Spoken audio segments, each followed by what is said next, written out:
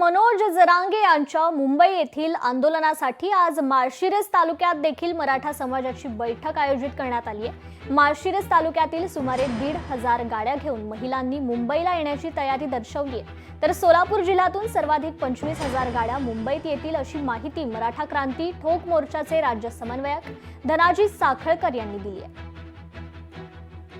खऱ्या अर्थानं ओबीसी जे वडेकोतरीमध्ये जे आंदोलन झालं त्या आंदोलनामध्ये लक्ष्मण हाकेंना जे आंदोलन करणारे तिथले वडेगोदरीचे बळीराम तात्या खटके, विठ्ठल तळेकर असतील, रवींद्र खरात असतील, या ज्या लोकांनी जे आंदोलन उभा केलं त्यातला एकही माणूस हाके सोबत नाहीये। स्वयंघोषित स्वतःला नेता म्हणतो आणि त्याच्यासोबत एक माणूस नाही, त्यांनी कॅमेरा पुढे नाव घेऊन सांगावं की माझ्या गाडीत हा माणूस फिरतो किंवा मी ह्यांच्या बरोबर काम करतो। पण ज्या ठिकाणी पहिलं ओबीसीचं आंदोलन झालं त्या ठिकाणी दुसऱ्या आंदोलनाला तिथं बसून दिलं नाही त्यांना।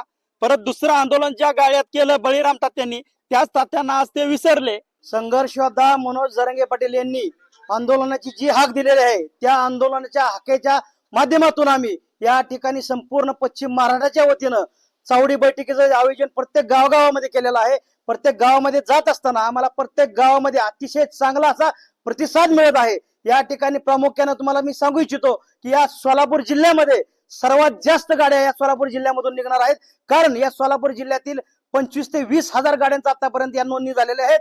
अजून 2-3 दिवसानंतर या गाड्या वाहणार आहेत। परंतु या ठिकाणी माळशिरस तालुक्याच्या वतीनं या ठिकाणी 1,000 ते 1,500 गाड्याचं आतापर्यंत नियोजन झालेलं आहे चावडी बैठकीच्या माध्यमातून।